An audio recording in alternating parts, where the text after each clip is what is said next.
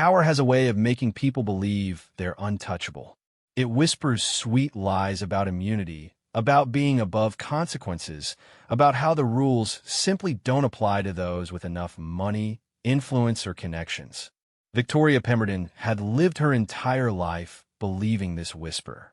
Born into old money, raised in marble hallways, and educated in the finest schools where a family name opened every door, she had never once faced a situation where her privilege couldn't buy her way out of trouble.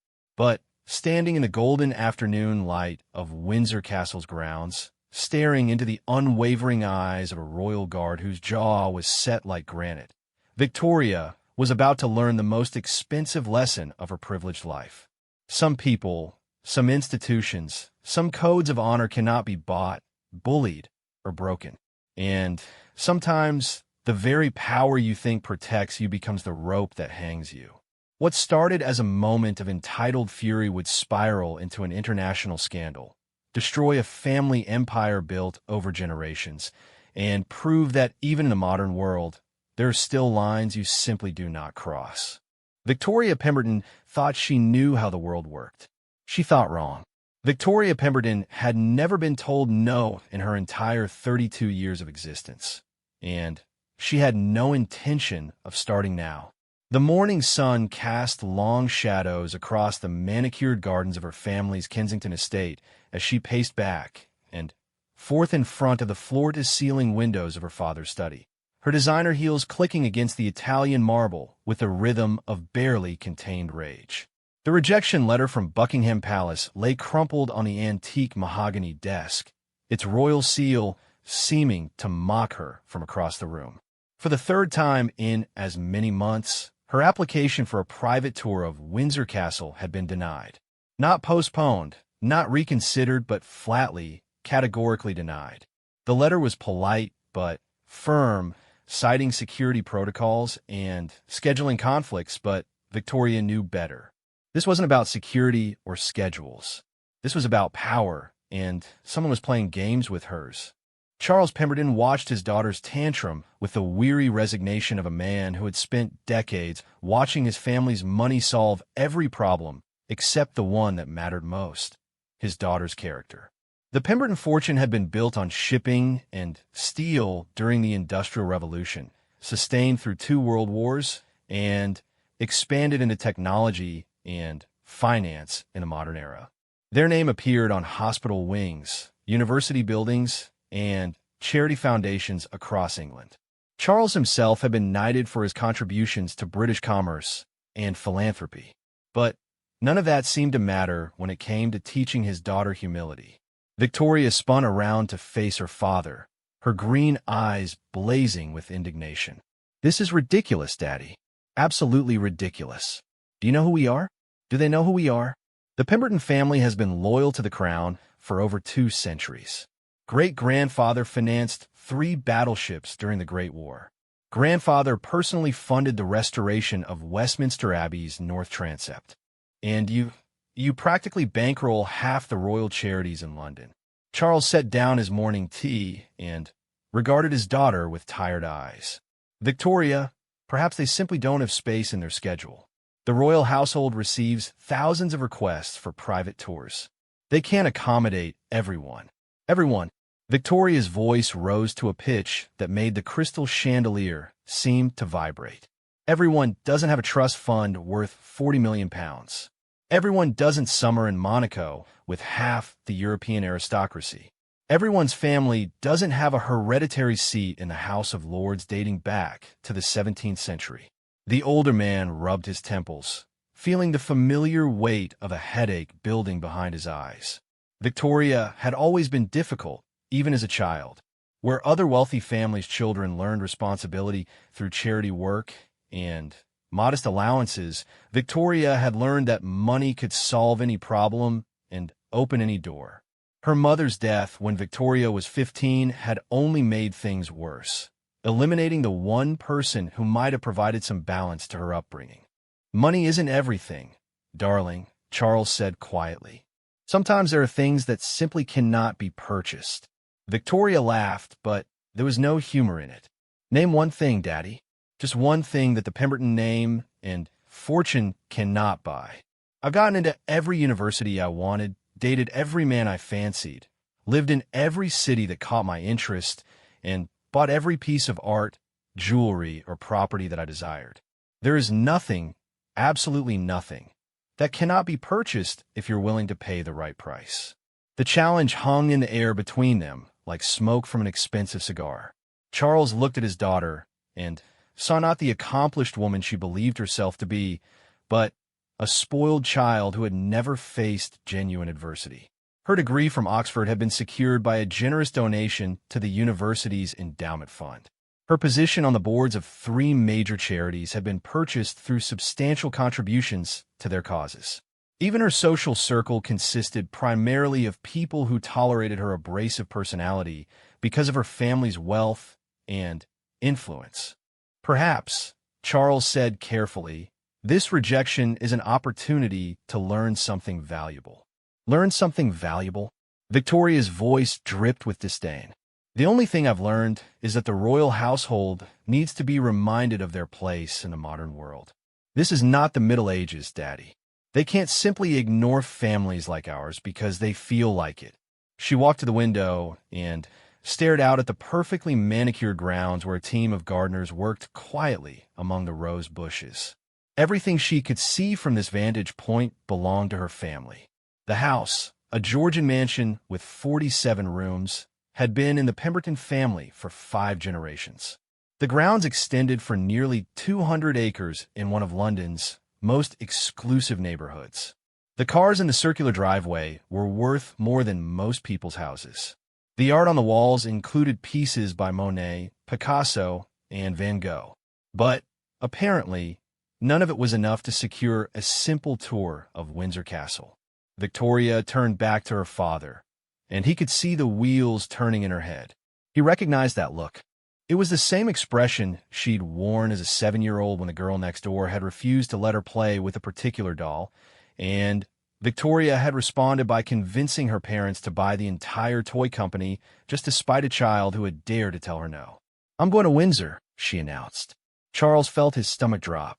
"Victoria, if they've denied your request for a private tour, perhaps you should respect their decision and arrange to visit during regular public hours." "Public hours?" Victoria's laugh was sharp and bitter. "Public hours are for the public, Daddy. I'm not the public.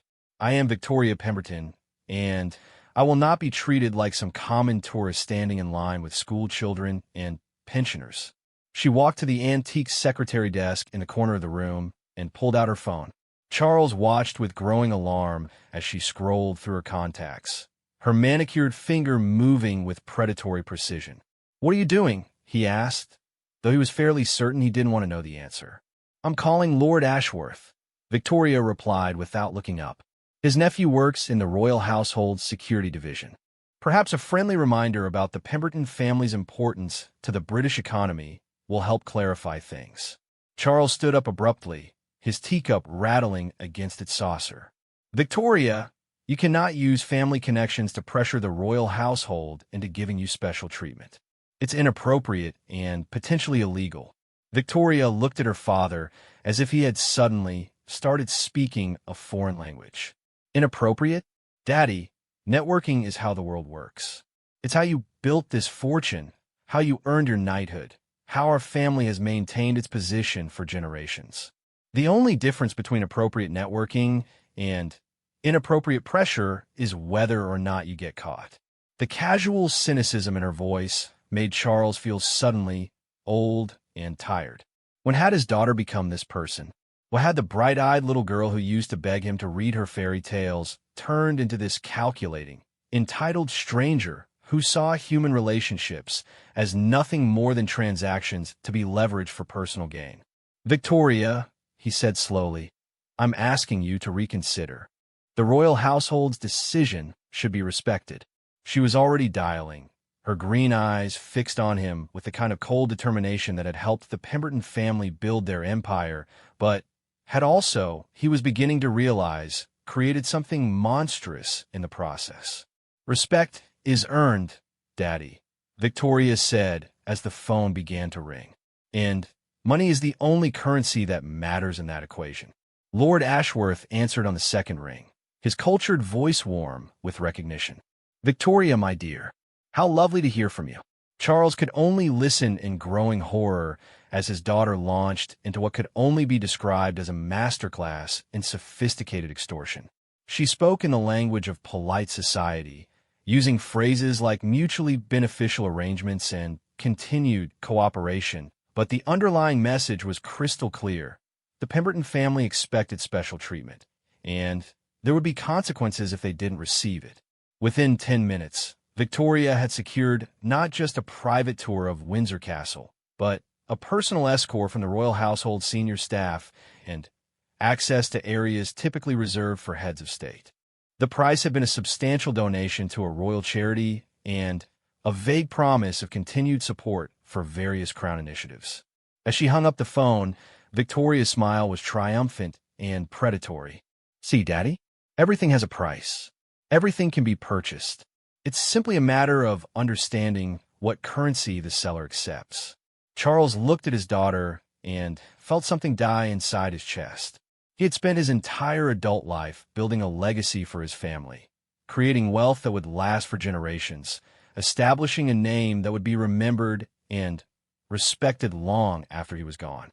But looking at Victoria now, he realized that he had succeeded beyond his wildest dreams and failed beyond his worst nightmares. The Pemberton name would indeed be remembered, but perhaps not in the way he had hoped.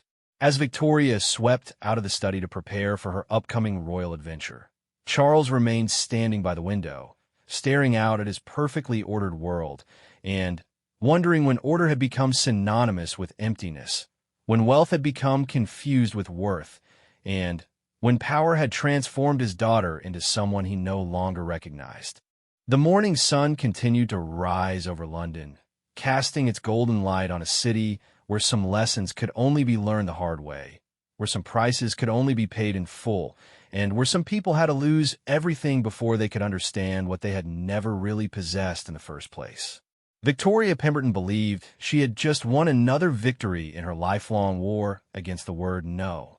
She had no way of knowing that this particular victory would cost her everything she thought she valued, and teach her the one lesson her money could never buy, that some lines, once crossed, can never be uncrossed. The phone call to Lord Ashworth had set in motion a chain of events that would ultimately destroy the Pemberton Empire and transform Victoria from a woman who believed herself above consequences into a cautionary tale whispered in the halls of power for decades to come. But that reckoning was still days away. For now, Victoria Pemberton was simply a wealthy, entitled woman who had once again used her privilege to get what she wanted. The fact that this time would be different, that this time would be the last time, was a truth that remained hidden in the shadows of the future, waiting like a patient predator for the perfect moment to strike. The drive to Windsor Castle took place on a crisp autumn morning when the English countryside seemed painted in shades of gold and amber. Victoria sat in the back of her Bentley, watching the landscape roll past with the detached interest of someone for whom beauty had become commonplace. Her driver, Harrison, had been with the family for nearly 15 years, and he knew better than to attempt conversation when Miss Pemberton was in what he privately called her conquering mode. Victoria was dressed for battle, though she would never have described it that way. Her outfit had been chosen with the same strategic precision a general might use to plan a military campaign. The Chanel suit was perfectly tailored, expensive enough to command respect, but conservative enough to show appropriate deference to royal protocol. Her jewelry was understated, but clearly valuable, her makeup flawless without being ostentatious. Everything about her appearance was designed to project a single message: I belong here, and you would be foolish to think otherwise. The castle came into view as they crested a hill, its ancient towers and battlements rising against the autumn sky like something from a fairy tale. For just a moment, Victoria felt a flutter of genuine excitement that had nothing to do with power or privilege, and everything to do with the simple human awe inspired by 1,000 years of history made manifest in stone and mortar. But the moment passed quickly, replaced by the familiar sense of entitlement that had been her constant companion since childhood. This was what she deserved, what her family's position in society had earned them. The castle wasn't just a historic monument. It was a symbol of the very system that had elevated the Pembertons from successful merchants to genuine aristocracy over the course of 2 centuries. Harrison navigated the approach roads with practiced ease, eventually arriving at the visitors' entrance where a small group of royal household staff waited to greet them. Victoria recognized the type immediately, polished, professional, and possessed of that particular brand of British courtesy that could make even the most pointed insults sound like a compliment. Mrs. Eleanor Whitfield, the senior tours coordinator, stepped forward as Victoria emerged from the Bentley. She was a woman in her early 60s, gray-haired and dignified, with the kind of bearing that suggested decades of dealing with difficult people while maintaining perfect composure. "Miss Pemberton," Mrs. Whitfield said with a smile that was warm but not quite reaching her eyes, "welcome to Windsor Castle. We're delighted to have you with us today." Victoria accepted the greeting with a regal nod she had perfected over years of charity galas and society events. "Mrs. Whitfield, how kind of you to accommodate my visit. I trust everything has been arranged according to our discussion." There was a slight pause, barely perceptible, but Victoria caught it. Mrs. Whitfield's smile remained in place, but something shifted behind her eyes. "Of course, Miss Pemberton. We've prepared a comprehensive tour that should give you an excellent overview of the castle's history and significance." As they walked toward the entrance, Victoria found herself flanked by 2 additional staff members. A young man introduced as James Morrison from the Historical Research Department, and a middle-aged woman named Sarah Chun, who served as one of the castle's primary preservation specialists. Both were clearly knowledgeable and professional, but Victoria detected the same subtle reserve in their manner that she had noticed in Mrs. Whitfield. The tour began in the castle's lower ward, where Mrs. Whitfield launched into what was obviously a well-rehearsed presentation about the castle's founding by William the Conqueror in the 11th century. Victoria listened with half an ear, her attention focused more on analyzing the dynamics of the group and assessing whether her investment in gaining access was paying appropriate dividends. "The Round Tower," Mrs. Whitfield was saying, "serves as the castle's symbolic heart, representing the continuity of the monarchy across nearly a millennium of English history." "Yes," Victoria interrupted, "it's all very impressive. But I was hoping we might focus on areas not typically included in public tours. My family's historical connection to the crown deserves something more substantive than the standard tourist presentation." The silence that followed was brief, but telling. James Morrison glanced at Mrs. Whitfield, who maintained her professional composure while clearly recalibrating her approach to their unexpected guest. "Certainly, Miss Pemberton," Mrs. Whitfield replied. "Perhaps you'd be interested in seeing some of the state apartments that are currently closed for restoration work. The craftsmanship involved in maintaining these historic spaces is quite remarkable."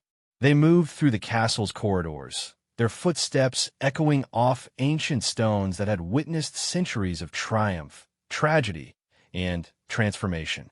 Victoria found herself increasingly frustrated by what felt like a carefully choreographed performance designed to showcase the castle's grandeur while revealing nothing of substance about its inner workings. The breaking point came when they reached the entrance to St. George's Chapel, where Mrs. Whitfield began another rehearsed monologue about the chapel's role in royal ceremonies. Victoria's patience, never her strongest virtue, finally snapped. "Mrs. Whitfield," she said, her voice carrying the kind of edge that had intimidated countless service providers over the years, "I appreciate your dedication to historical accuracy, but I believe there's been some confusion about the nature of my visit today." The older woman paused mid-sentence, her eyebrows rising slightly. "I'm sorry, Miss Pemberton. Could you clarify what you mean?" Victoria smiled, but it was the kind of smile that had preceded many a financial or social devastation in her wake.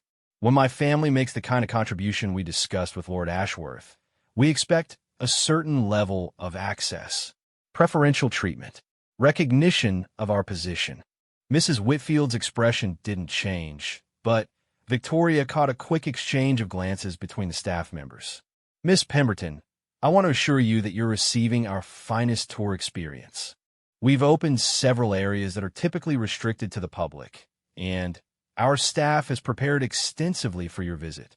But Victoria's voice was deceptively calm. But there are certain protocols and security measures that apply to all visitors, regardless of their contributions to various causes. The word contributions hung in the air like a challenge. Victoria felt the familiar rush of anger that always accompanied any suggestion that her money might not buy her exactly what she wanted. This was precisely the kind of bureaucratic stonewalling that had prompted her to call Lord Ashworth in the first place. Mrs. Whitfield, Victoria said, her tone shifting to the particular brand of menacing politeness that the truly wealthy used when they wanted to remind people of their place in the social hierarchy.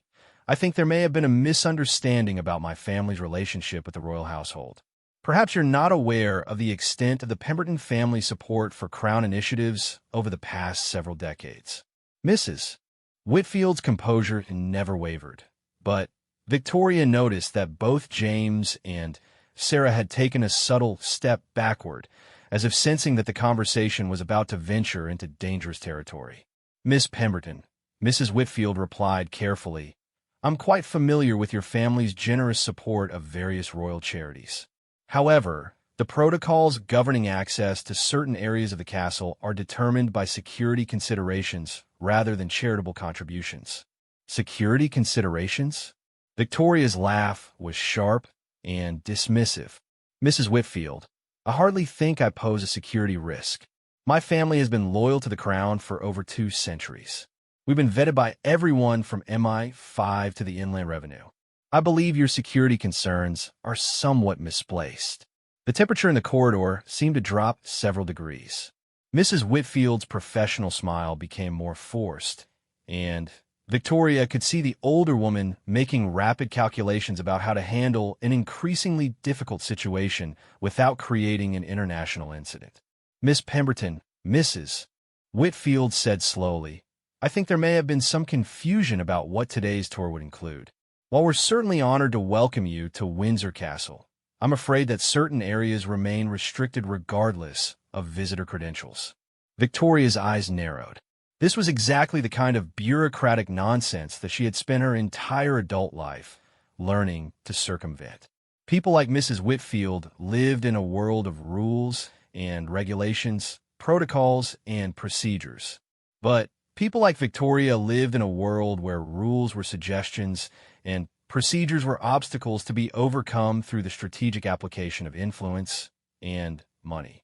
Mrs. Whitfield, Victoria said, her voice taking on the cold precision that had proven so effective in countless boardroom negotiations, I believe you may not fully understand the implications of disappointing the Pemberton family. Our support extends far beyond simple charitable contributions. We have relationships with members of Parliament, connections to the financial institutions that underwrite royal properties, and influence with the media outlets that shape public perception of the monarchy. The threat was delivered with a smile, but its meaning was unmistakable. Victoria watched with satisfaction as Mrs. Whitfield's composure finally showed signs of cracking. This was how the world really worked. Not through rules and protocols, but through power and the willingness to use it. Miss Pemberton, Mrs. Whitfield said after a long pause, I think it would be best if we continued our tour without further discussion of access restrictions. There's still quite a lot to see. Victoria's smile widened. She had won again, as she always did. The veiled threats had achieved their desired effect, and now Mrs. Whitfield would be much more accommodating to her requests. It was a familiar pattern that had repeated itself countless times throughout her life. Initial resistance, followed by the strategic application of pressure, followed by capitulation from those who finally understood the consequences of opposing the Pemberton family. But as they continued through the castle's corridors, Victoria failed to notice the subtle changes in the behavior of her guides. Mrs. Whitfield's responses became more mechanical, her enthusiasm noticeably diminished. James Morrison's questions about her historical interests dried up entirely. Sarah Chun, who had been eager to discuss preservation techniques, became quietly withdrawn. What Victoria also failed to notice was the discreet cell phone call that Mrs. Whitfield made during a brief stop at the castle's gift shop. The call was brief, professional, and seemingly innocuous. But its consequences would prove far more significant than Victoria could have imagined. Because in making her threats, Victoria had crossed a line that she didn't even know existed. The royal household, for all its emphasis on politeness and protocol, was also an institution with very long memories and very little tolerance for attempts at intimidation. Mrs. Whitfield's phone call had been placed to the castle's security chief, and the message had been simple. They had a problem visitor who needed to be monitored carefully. As the tour continued, Victoria remained blissfully unaware that her behavior had triggered a series of protocols designed to deal with exactly her type of entitled, potentially disruptive visitor. She believed she had successfully intimidated the staff into providing better service. In reality, she had simply ensured that every word she spoke and every move she made for the remainder of her visit would be carefully documented and reported to higher authorities. The stage was being set for a confrontation that would test not just Victoria's sense of entitlement, but the very foundations of the privilege that had shaped her entire life. And in the ancient halls of Windsor Castle, surrounded by centuries of tradition and protocol, Victoria Pemberton was about to learn that some institutions were older, stronger, and more implacable than even the Pemberton family fortune.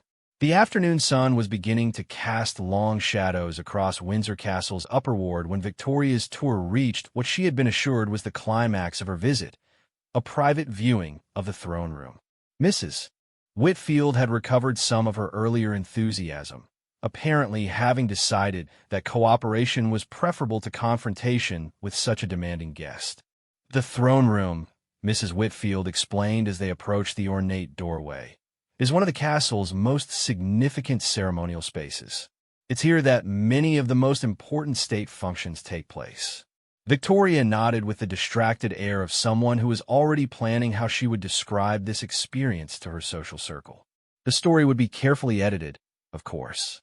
The initial resistance from the staff would become charming British deference. The threats would become sophisticated negotiation. The eventual capitulation would become recognition of the Pemberton family's rightful status. But as they approached the entrance to the throne room, Victoria noticed something that made her pause. Standing at attention beside the doorway was a figure that seemed to embody every tradition and ceremony she had been learning about throughout the day.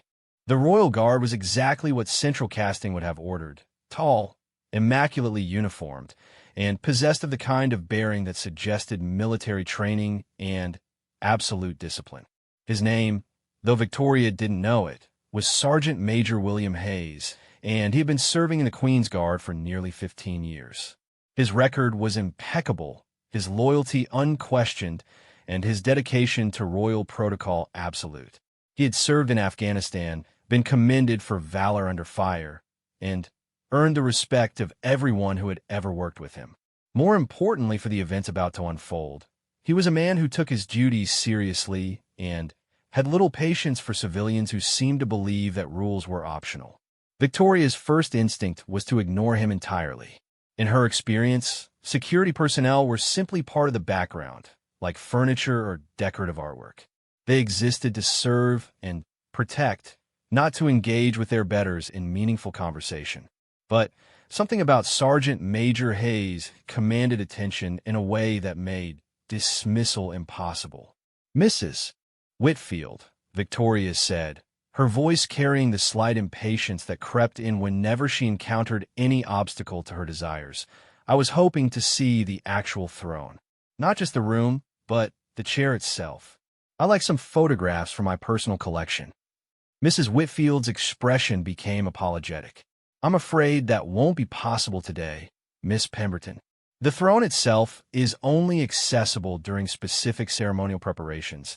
and there are insurance and security protocols that govern photography in this particular room. Victoria felt the familiar surge of irritation that accompanied any suggestion that her desires were somehow unreasonable. Insurance protocols? Mrs. Whitfield, I hardly think the throne is going to disappear if I take a few photographs. And as for security, she glanced dismissively at Sergeant Major Hayes. I think one guard can manage to keep an eye on me. Mrs. Whitfield shifted uncomfortably. Miss Pemberton, I understand your disappointment, but these protocols are quite firm. Perhaps we could arrange for you to purchase some professional photographs from our archives.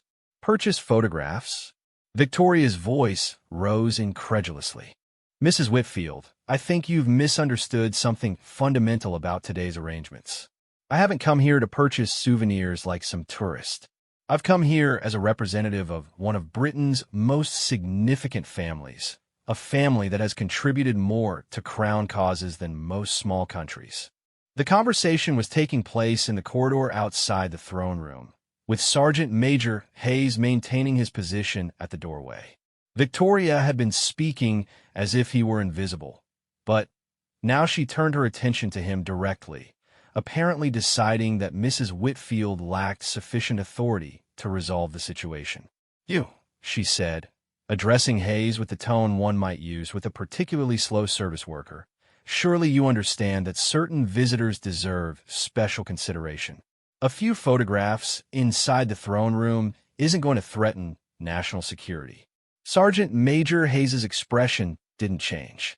His eyes, a pale blue that seemed to reflect nothing but professional duty, regarded Victoria with the kind of neutral attention that trained soldiers gave to potential threats they were still assessing. Ma'am, he said, his voice carrying the precise diction of military training. Access to the throne room is governed by protocols that apply to all visitors without exception. Victoria blinked. It had been years since anyone had spoken to her with such matter-of-fact indifference to her status. She was accustomed to deference, to people who modified their behavior based on recognition of her wealth and influence. This guard was treating her like she was nobody special. I beg your pardon? Victoria's voice carried the kind of aristocratic outrage that had intimidated countless service providers over the years. Do you know who I am? Ma'am, Sergeant Major Hayes replied with the same neutral tone. You are a visitor to Windsor Castle, and you are subject to the same protocols as all other visitors. The simplicity of the statement was stunning in its implications. Victoria felt as if she had just been slapped. This wasn't the careful diplomacy she was used to from people who understood her position in society. This was a complete dismissal of everything she believed made her special. Young man, Victoria said, her voice taking on the cutting edge that had reduced grown men to stammering apologies. I think you need to understand something about the situation you're dealing with. My family doesn't just visit Windsor Castle. We help fund it. Our charitable contributions support royal operations, royal events, and royal properties. When I request a simple photograph in the throne room, it's not really a request. It's an expectation based on the relationship between the Pemberton family and the crown. Sergeant Major Hayes listened to this speech without any visible reaction. When Victoria finished, he was quiet for a long moment, as if considering his response with the same careful attention he might give to a military briefing. Ma'am, he said finally, the protocols governing access to the throne room are not subject to modification based on charitable contributions, family history, or personal expectations. The throne is a symbol of the British monarchy, and access to it is determined by security requirements and ceremonial necessity, not by visitor preferences. Victoria felt her face flush with anger. This was precisely the kind of bureaucratic stonewalling that she had spent her entire adult life learning to overcome. But more than that, it was personal. This guard was treating her with the kind of indifference that suggested he genuinely didn't care about her family's position, her wealth, or her connections. Security requirements? Victoria's laugh was harsh and dismissive. What exactly do you think I'm going to do? Steal the throne? Plant a bomb? I'm a member of one of Britain's most respected families, not some terrorist. Ma'am, Hayes replied, the protocols are not personal assessments of individual visitors. They are institutional requirements that ensure the security and dignity of royal property. Victoria turned to Mrs. Whitfield, looking for support, but the older woman's expression suggested that she was beginning to recognize that the situation was spiraling beyond her ability to manage diplomatically. Mrs. Whitfield, Victoria said, her voice now carrying the kind of threat that had proven effective earlier in the day, I think this guard needs to be reminded of his place in the hierarchy. Royal guards exist to serve the crown and its supporters, not to lecture them about institutional requirements. It was exactly the wrong thing to say. Sergeant Major Hayes's expression changed for the first time since the conversation began. Not dramatically, but enough to suggest that Victoria had just crossed a line she didn't even know existed. His pale blue eyes focused on her with the kind of attention that professional soldiers reserved for genuine threats. Ma'am, he said, his voice still controlled but carrying a new edge. My place in the hierarchy is to protect royal property, maintain security protocols, and ensure that the dignity of the monarchy is preserved. Your family's charitable contributions, while appreciated, do not supersede my duties or grant you authority over royal security procedures. Victoria felt the ground shift beneath her feet. This wasn't just resistance. This was a complete rejection of the fundamental principle that had governed her entire life. Money, influence, family connections, social position, none of it seemed to matter to this infuriatingly professional guard. Your duties? Victoria's voice was rising to a pitch that echoed off the ancient stone walls. Your duties are to serve, not to obstruct. You're a public servant, which means you serve the public. And the public includes families like mine who actually pay for your salary through our taxes and contributions. Mrs. Whitfield made a small sound that might have been a warning, but Victoria was too far gone to heed it. Sergeant Major Hayes, meanwhile, had gone very still in the way that experienced soldiers do when they're preparing for combat. Ma'am, he said, his voice now carrying the kind of quiet authority that suggested Victoria had about 5 seconds to reconsider her approach before the conversation took a turn that couldn't be undone. I serve the crown, not individual members of the public. My loyalty is to the monarchy as an institution, not to visitors who believe their personal wealth entitles them to special treatment. Victoria's face was now flushed with genuine rage. Everything about this guard's attitude represented a challenge to the very foundations of her worldview. If her money and position couldn't command respect here, in a place that literally depended on public support and private contributions, where could they? Special treatment? Victoria's voice was now loud enough to attract the attention of other staff members in the corridor. Special treatment is what families like mine have earned through centuries of loyalty and support. Special treatment is what separates those who matter from those who simply follow orders. The insult was deliberate and unmistakable. Victoria had just suggested that Sergeant Major Hayes was nobody who mattered, a mere order follower whose opinions were irrelevant compared to those of people with real wealth and influence. Sergeant Major Hayes looked at Victoria for a long moment, and in his pale blue eyes she could see something that made her suddenly, uncomfortably aware that she might have miscalculated badly. Ma'am, he said quietly, I think this conversation is over. It was a dismissal, pure and simple, not a request, not a suggestion, but a statement from someone who clearly believed he had the authority to end their interaction on his terms. Victoria felt something snap inside her chest. This guard, this nobody in a fancy uniform, was trying to dismiss her.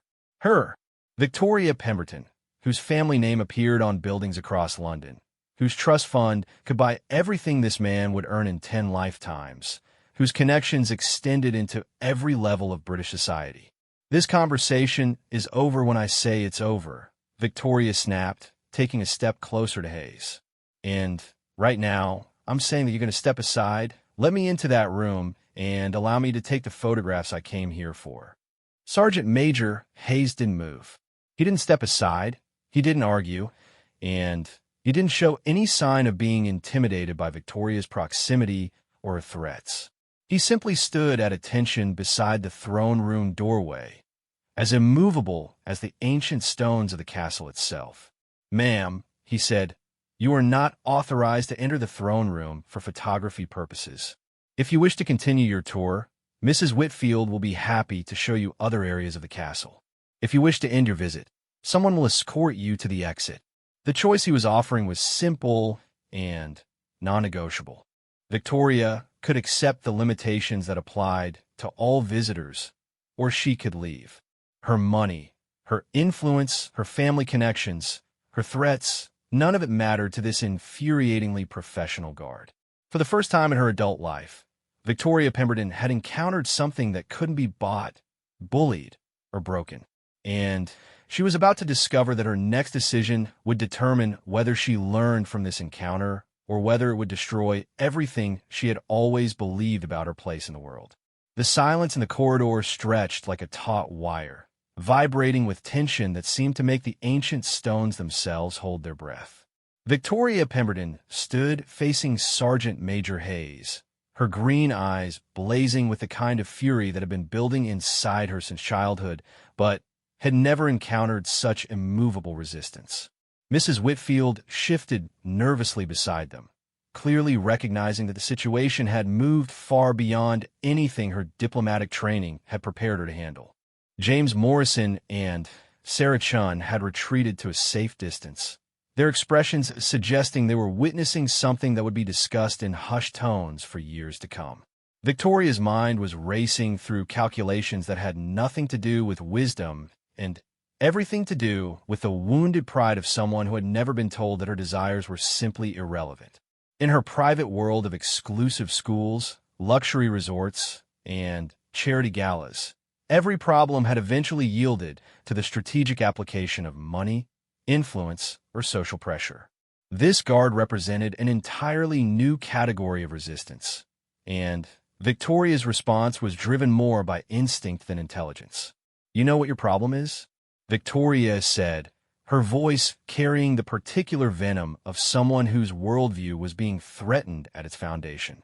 "Your problem is that you've forgotten what century we're living in. This isn't medieval England, where kings and queens ruled by divine right, and everyone else was expected to bow and scrape." Sergeant Major Hayes listened to this outburst with the same professional attention he had given to her previous complaints. His expression remained neutral, but Victoria caught something in his eyes that suggested her words were being filed away for future reference.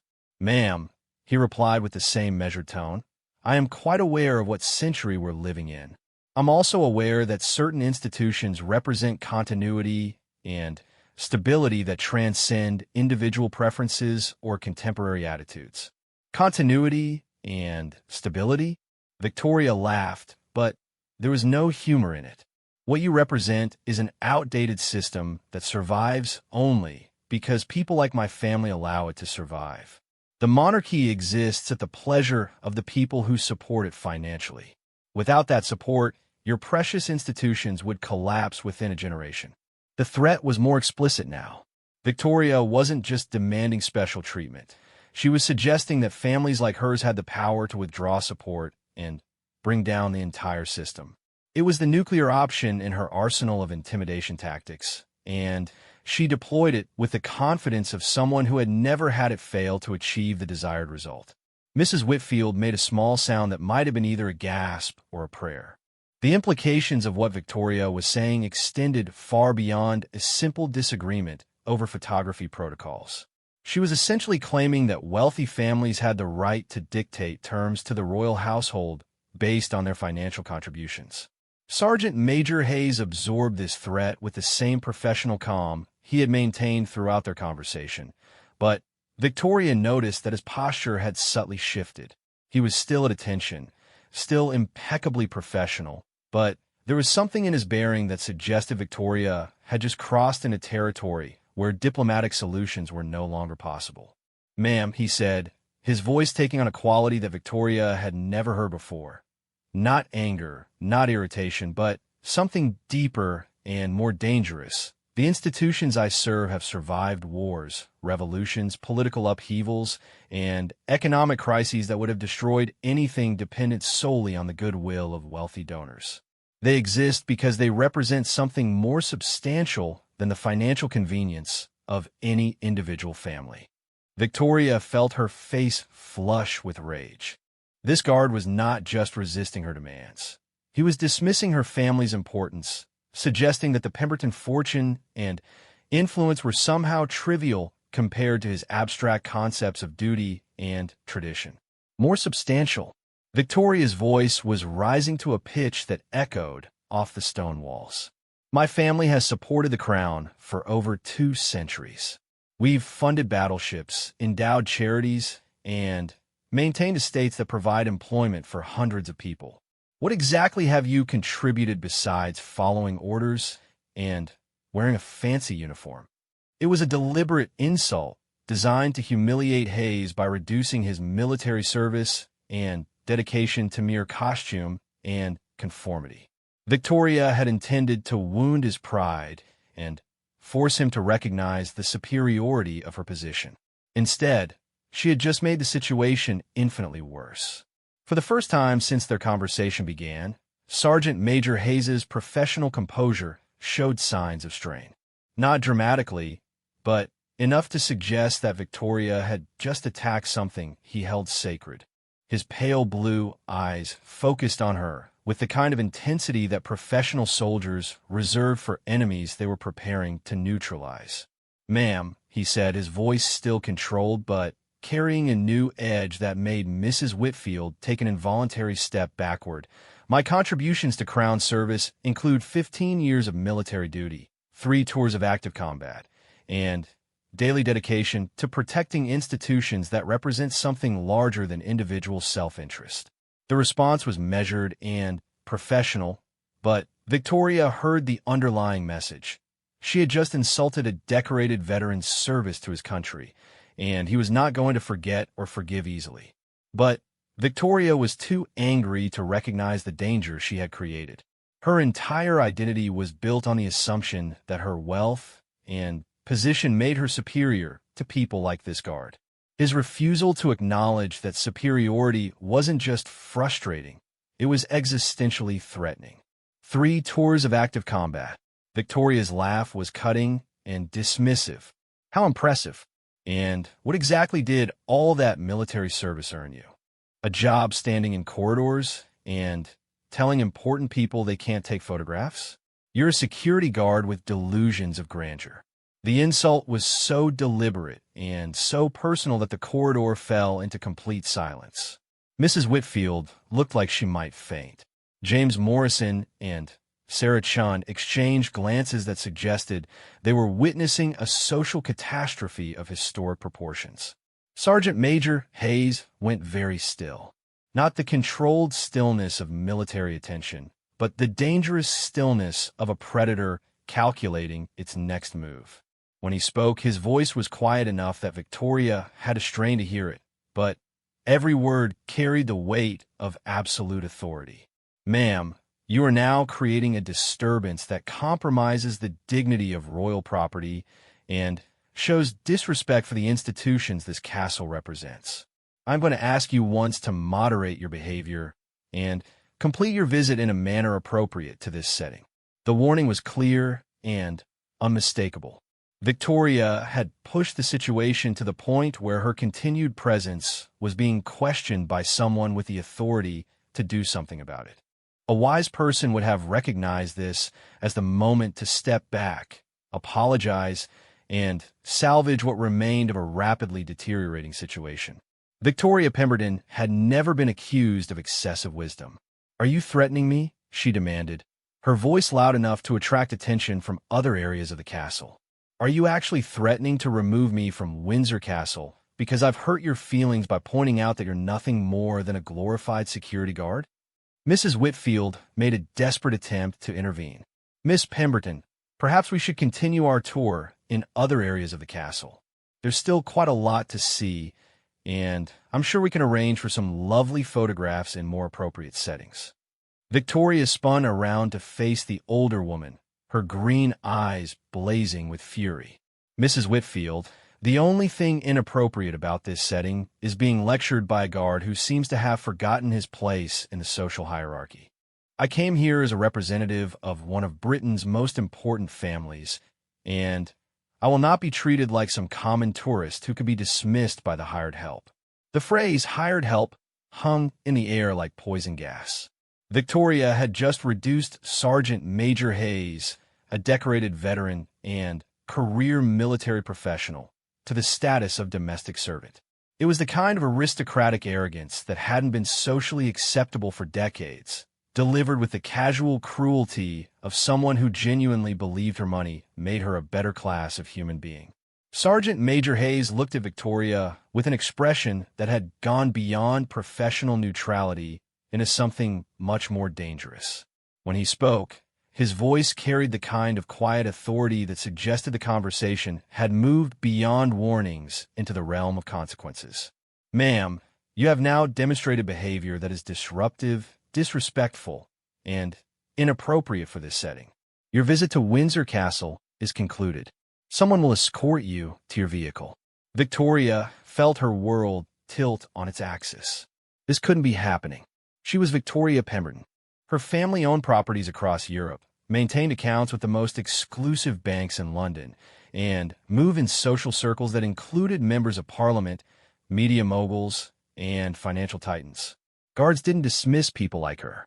Guards didn't have that kind of authority. "You can't dismiss me," Victoria said, her voice carrying a note of desperation that she didn't recognize. "You don't have that authority. I demand to speak to someone in charge. I demand to speak to Mrs. Whitfield's supervisor." Mrs. Whitfield's expression had gone beyond diplomatic concern into genuine alarm. "Miss Pemberton, Sergeant Major Hayes does have the authority to conclude visits when necessary for security or dignity reasons. Perhaps if you could simply apologize for the misunderstanding." "Apologize?" Victoria's voice rose to a shriek that echoed through the ancient corridors. "Apologize to him? I will not apologize to hired security for expecting the treatment my family deserves. I will not be dismissed by someone whose entire salary could be covered by the interest on my trust fund." It was the final insult, the ultimate expression of the entitled worldview that had shaped Victoria's entire life. She had just reduced Sergeant Major Hayes to a financial calculation, suggesting that his value as a human being could be measured in pounds sterling and found wanting compared to her inherited wealth. Sergeant Major Hayes looked at Victoria Pemberton with an expression that combined pity, disgust, and professional resolution. "Ma'am, your escort to the exit is not optional. Your behavior has made continued presence on royal property inappropriate and potentially disruptive to other visitors." Two additional guards appeared at the far end of the corridor, summoned by signals Victoria hadn't noticed, but clearly responding to a predetermined protocol for dealing with difficult visitors. They approached with the same professional bearing as Hayes, their expressions neutral, but their intent unmistakable. Victoria looked around wildly, searching for support, for someone who would recognize the injustice of her situation and intervene on behalf of the Pemberton family's dignity. But Mrs. Whitfield was looking at the floor. James Morrison and Sarah Chun had retreated to a safe distance, and the guard were advancing with the inexorable patience of people who dealt with difficult situations as part of their daily routine. For the first time in her adult life, Victoria Pemberton was learning that money, influence, and social position had limits, that some institutions were stronger than individual wealth, some codes of honor more rigid than financial flexibility, and some people immune to the corruption that had always been her ultimate weapon. But the lesson was far from over. Victoria's escort from Windsor Castle would be only the beginning of a chain of consequences that would ultimately destroy everything she thought she understood about power, privilege, and her place in the world. Because in a connected age where information traveled at the speed of light and social media could transform private humiliation into public spectacle within minutes, Victoria Pemberton was about to learn that some mistakes could never be undone. The walk from a throne room corridor to Windsor Castle's main entrance felt like the longest journey of Victoria Pemberton's life. Flanked by two royal guards and followed by the sympathetic but powerless Mrs. Whitfield, she moved through the ancient hallways in a state of shock that had temporarily replaced her earlier fury. This couldn't be happening. Not to her. Not to a Pemberton. But, with each step toward the exit, the reality of her situation became more undeniable. She was being escorted from Windsor Castle like a common troublemaker, her family name and fortune having proven worthless against the immovable force of institutional protocol. The guards maintained perfect professional courtesy, but their presence made it clear that her departure was not negotiable. Harrison was waiting by the Bentley when they emerged into the autumn afternoon, his expression carefully neutral, but his eyes reflecting the kind of concern that comes from witnessing something unprecedented and disturbing. In 15 years of driving for the Pemberton family, he had never seen Miss Victoria leave any establishment under circumstances that could be described as anything other than triumphant. "Miss Pemberton," Mrs. Whitfield said as they reached the vehicle, her voice carrying genuine regret, "I do hope you'll understand that this situation arose from misunderstandings that could perhaps be resolved through different channels." Victoria turned to face the older woman, her green eyes still blazing with the kind of wounded pride that transforms rational people into dangerous enemies. "Mrs. Whitfield, there has been no misunderstanding. What happened today was a deliberate humiliation orchestrated by staff members who have forgotten their proper relationship to the families that support this institution." Mrs. Whitfield winced at the implications of Victoria's words. "Miss Pemberton, I genuinely hope you will reconsider your assessment of today's events. Perhaps after some reflection." Reflection. Victoria's laugh was bitter and cutting. "The only reflection I'll be doing is on how to ensure that the people responsible for today's treatment understand the consequences of their behavior." The threat was clear and unambiguous. Victoria wasn't just angry. She was planning retaliation. Mrs. Whitfield exchanged a meaningful glance with the senior guard, a look that suggested protocols would need to be activated to deal with potential fallout from their problem visitor. Harrison opened the Bentley's rear door, and Victoria settled into the leather seat with the rigid posture of someone whose entire worldview had been challenged and found wanting. As the car pulled away from Windsor Castle, she stared out the window at the ancient towers and battlements with the expression of someone planning a war. The drive back to London took place in complete silence. Harrison, recognizing the danger signals he had learned to read over 15 years of service, focused on the road and avoided any attempt at conversation. Victoria sat motionless in the back seat, her mind racing through possibilities for revenge that ranged from the petty to the apocalyptic. By the time they reached the Pemberton estate in Kensington, Victoria had settled on a course of action that would have terrified anyone who understood the full extent of her family's influence and her own capacity for vindictive destruction. Charles Pemberton was waiting in his study when Victoria burst through the doors without knocking, her face flushed with anger and her usually perfect composure completely shattered. He looked up from his evening newspaper with the weary resignation of a man who had been expecting this conversation since the moment his daughter left for Windsor Castle that morning. "How did your tour go, darling?" he asked, though her expression made the question redundant. "It was a disaster," Victoria snapped, pacing back and forth in front of his desk like a caged predator. "An absolute disaster orchestrated by petty bureaucrats who have completely forgotten their place in the social order." Charles set down his newspaper and prepared himself for what he suspected would be a very long and very unpleasant recounting of the day's events. "What happened?" Victoria launched into a detailed narrative that transformed her confrontation with Sergeant Major Hayes into an epic battle between aristocratic dignity and bureaucratic tyranny. In her version, she had been the victim of unprovoked hostility from a rogue security guard who had refused to show proper respect to the Pemberton family name. The story she told bore only passing resemblance to the actual events at Windsor Castle. Victoria's threats became reasonable requests, her insults became justified criticism, and Hayes's professional enforcement of protocols became a personal attack on her family's honor. She was the wronged party, the innocent victim of a system that had forgotten its proper relationship to the people who supported it. Charles listened to this recitation with growing alarm. He had spent enough time in political and business circles to recognize the signs of a serious diplomatic crisis in the making. Victoria wasn't just angry. She was planning to use the full weight of the Pemberton influence to destroy people who had simply been doing their jobs. "Victoria," he said when she finally paused for breath, "perhaps you should consider that there might have been legitimate reasons for the restrictions you encountered." Victoria spun around to face her father, her eyes blazing with the kind of fury that transforms disappointed entitlement into dangerous obsession. "Legitimate reasons? Daddy, they treated me like a common tourist. They dismissed our family's contributions as if they were irrelevant. They allowed a security guard to insult our position and then supported his behavior when I demanded appropriate respect." Charles rubbed his temples, feeling the familiar weight of a headache building behind his eyes. "What exactly do you want to do about it?" Victoria's smile was cold and predatory. "I want to remind certain people about the realities of power in the modern world. I want to make sure that the royal household understands the consequences of treating important families with disrespect." The plan she outlined over the next 30 minutes was breathtaking in its scope and vindictive precision.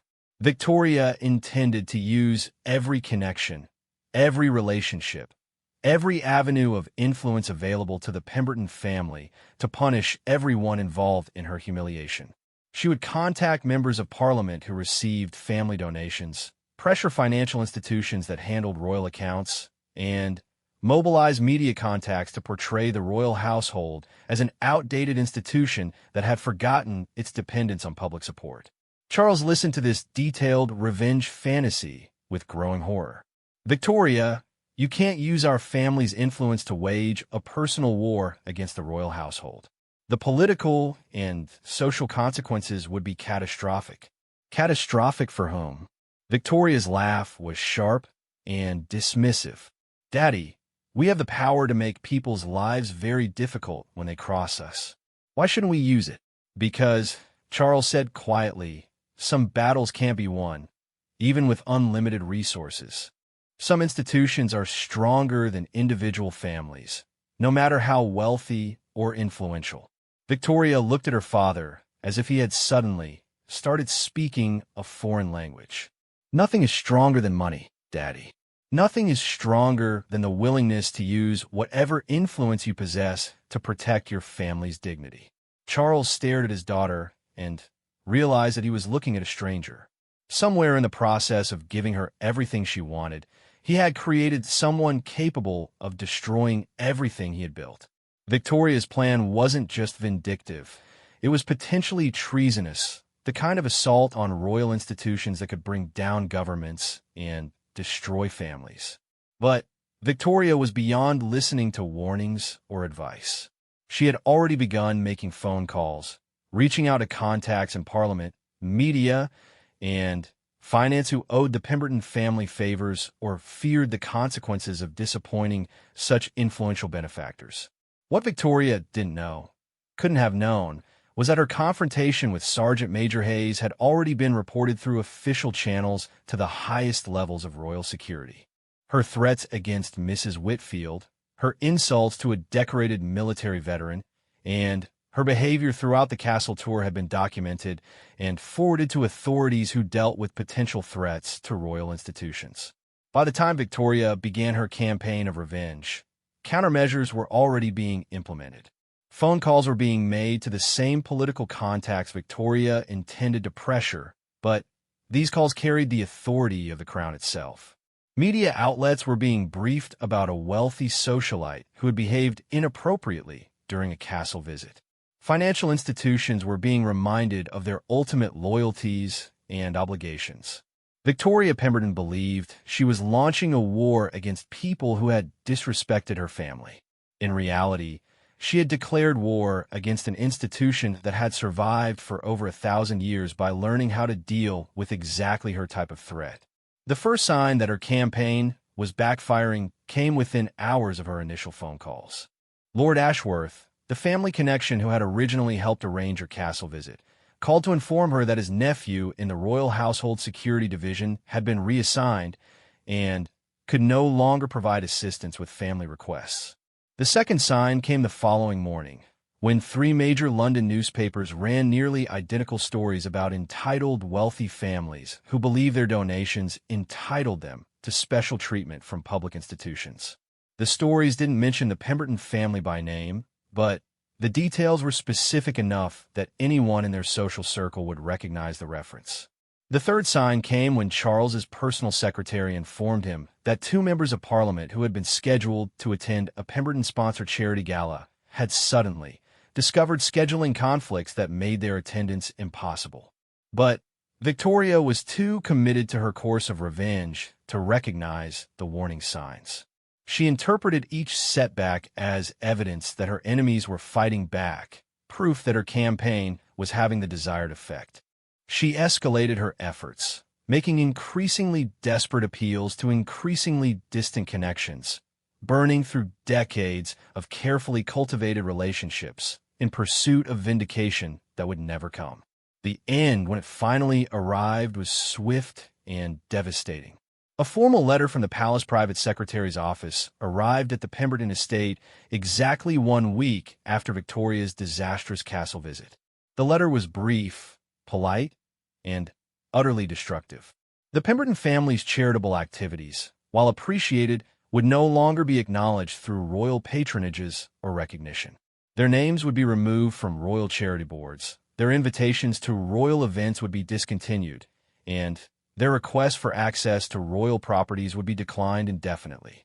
The letter didn't explain the reasons for this decision, didn't reference Victoria's behavior or her subsequent campaign of harassment. It simply stated new policies that had been implemented to ensure appropriate relationships between the monarchy and private supporters. Victoria read the letter 3 times before its full implications penetrated her consciousness. She had been cut off, not just from royal recognition, but from the entire social structure that had defined her family's position for generations. Without royal patronage, the Pemberton name would lose its cachet among the aristocratic circles that had been their primary source of influence and validation. Charles found her sitting in his study that evening, the letter spread on the desk between them like evidence from a crime scene. She was staring at it with the expression of someone who had just discovered that the ground beneath their feet was an illusion. "I don't understand," she said quietly. "We have money. We have influence. We have connections. How can they just dismiss us like we don't matter?" Charles looked at his daughter and felt his heart break for the child she had been and the woman she had become. "Because, darling," he said gently, "some things matter more than money. Some institutions represent values that can't be purchased or pressured." Victoria looked up at her father, and for the first time since childhood, her eyes were filled with genuine uncertainty rather than entitled fury. "What do we do now?" Charles picked up the letter from the palace and carefully folded it, as if he were handling something fragile and dangerous. "Now," he said quietly, "we learn to live with the consequences of our choices. And perhaps, if we're very fortunate, we learn to become the kind of people who deserve the respect we've always demanded. But some lessons come too late, and some bridges, once burned, can never be rebuilt." Victoria Pemberton had thought she could mess with a royal guard and emerge victorious. Instead, she had discovered that privilege without humility is simply arrogance, that money without character is just currency, and that some institutions are strong enough to survive the tantrums of spoiled children, no matter how wealthy those children might be. The Pemberton Empire would survive, diminished but intact. Victoria's reputation would not. And in the halls of Windsor Castle, Sergeant Major William Hayes would continue standing guard over traditions and values that proved stronger than any individual's sense of entitlement, no matter how much money they inherited or how loudly they demanded special treatment. Some battles are lost the moment they begin. Victoria Pemberton had simply been too privileged to recognize the truth until it destroyed everything she thought she understood about power.